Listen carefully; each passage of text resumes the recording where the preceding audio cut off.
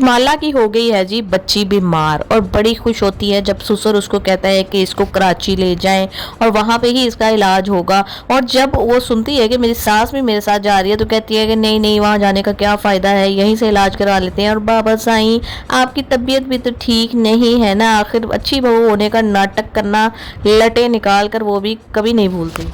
लेकिन जब अम्मा साईं ये मशवरा देती हैं कि नहीं नहीं, किसी को तो आपके पास होना चाहिए ना शौहर जी, तो मैं इधर ही रह लेती हूँ।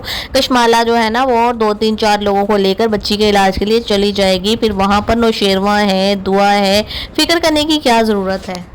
तो कशमाला की तो जैसे दिल की कली खिल जाती है, फौरन से जो है ना काम वाली को इशारे करती है, इशारे ऐसे आंखें दबा दबा के, जैसे उसने तब इशारे किए थे उसको कि जब वो इस्त्री की तार जो है ना वो फुल काट रही थी ताकि दुआ को करंट लग जाए।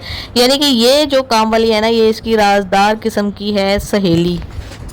अब ये पहुंच गई है कराची। तो नौशेरवा तो आप सबको पता ही है कि किस तरह चिढ़ता है कशमाला से, चाहे जितनी मर्जी वो वीडियोस बना बना के दुआ की भेज दे, लेकिन उनकी आपस में फिर अच्छी बॉन्डिंग हो जाती है और सारी मिसअंडरस्टैंडिंग्स क्लियर हो जाती हैं। तो जी वो कहेगा कि भाई कशमाला तुम चली जाओ घर, देखो दुआ यहाँ पे मौजूद है, मैं यहाँ पे मौजूद हूँ, बच्ची की बड़ी अच्छी केयर हो जाएगी, जाओ जाओ तुम जाके रेस्ट कर लो। तो फौरन दुआ को बातें सुनाना शुरू कर देती है कि नहीं मैं यहाँ से कैसे जा सकती हूँ, क्योंकि ऐसी औरत जिसने आज तक कोई बच्चा पैदा ना किया हो वो माँ की ममता को तो समझ ही नहीं सकती है। अंडरग्राउंड वो उसको ये बताने की कोशिश कर रही है कि दुआ जो है ना वो कभी भी तुम्हारे बच्चे की माँ नहीं बन पाएगी, क्योंकि अगर इसने बनना होता तो अब तक बन चुकी होती, लेकिन तुम्हारे बच्चे अगर तुमने पैदा करवाने हैं तो तुम्हें कशमाला से ही रुजू करना पड़ेगा।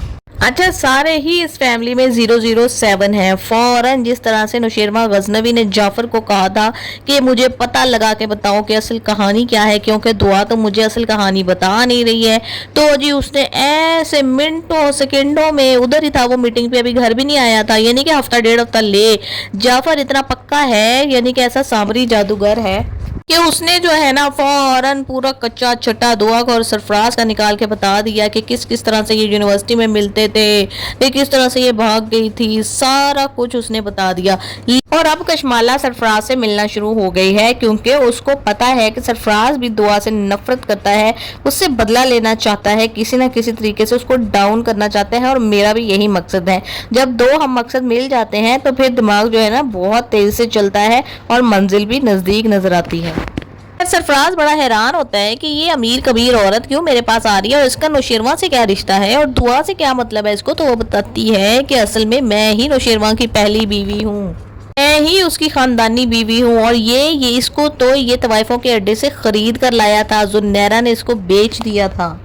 तब उसको याद आ जाता है और उसका बदला लेने की जो एक रग है ना वो दोबारा फड़क उठती है कि किस तरह नौशेरवा गजनवी ने मेरे बाप की इस कदर इंसल्ट की थी। हालांकि मेरा बाप इस किस्म के किसी भी मामले में मुलविस नहीं है और वो एक इंतहाई शरीफ किस्म का इंसान है। इस बात को हर इंसान जानता है, फिजा भी ये बात जानती है कि मेरा वालिद जो है ना वो फिजा की कितनी तरफदारी करता है, लेकिन इस कमीने ने उसके ऊपर बंदूक तान ली, उसको इतना डराया धमकाया कि उसको हार्ट अटैक ही आ गया।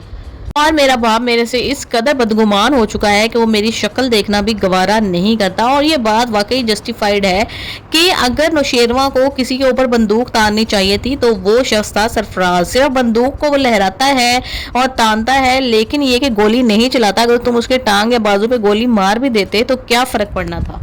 सरफराज की जो अम्मा है ना उसने ओवर एक्टिंग की तो इंतहा कर दी, आंखें इस तरह से निकालती है कि बहुत ही ज़्यादा ओवर लगती है। उसके बाद जब हॉस्पिटल में जाके बैठी हुई थी तो इस कदर डार्क लिपस्टिक लगाई हुई थी, ऐसे लग रहा था अभी मुंह धोकर काजल पहना है और डार्क लिपस्टिक लगाई है। और बहन ने बाल खोल के दोनों शानों पे आगे किए हुए थे। भाई कम से कम इतना रियलिस्टिक टच तो होना चाहिए ना ड्रामे में कि अगर कोई हॉस्पिटल में गया है तो उसको कहाँ होश होती है इस किस्म के बालों को आगे करें या इस तरह से स्टाइल बनाएं। ठीक है, एक ग्लैमर दिखाना होता है हर किस्म की सिचुएशन में, लेकिन पहले ड्रामे इसलिए इतने ज़्यादा कामयाब होते थे और सड़कें सुनसान हो जाया करती थी उन ड्रामों को देखने के लिए कि उनमें रियलिटी दिखाई जाती थी। आप देख लें कि अतीका उर्दू के पहले ड्रामों में किस तरह से इसका मेकअप है, किस तरह से इसने बाल कंघी किए हुए हैं। अगर कोई गरीब औरत बनी हुई है तो उसी तरीके से उसने घर में चुटिया की हुई है जिस तरह से आम लोग घर में बाल बांध कर फिरते हैं। कोई भी किचन में या हॉस्पिटल में बाल खोल कर कभी भी इस तरीके से नहीं घूमता। फिजा ने जब चपेट मारी है ना सरफराज को, तो मुझे तो बहुत ही दिली खुशी हुई है, क्योंकि इतना ज्यादा उसने जलील कर लिया था। और अब जब सारा उसका कच्चा छटा सामने आ रहा था, तब भी वो एक रौबदार अंदाज में आ रहा है, ऊंची आवाज करके आ रहा है कि क्या शोर डाला हुआ है। जब चपेट लगी है ना, तो हक्का बक्का होके खड़ा हो गया कि अब तो मैं पकड़ा गया हूँ।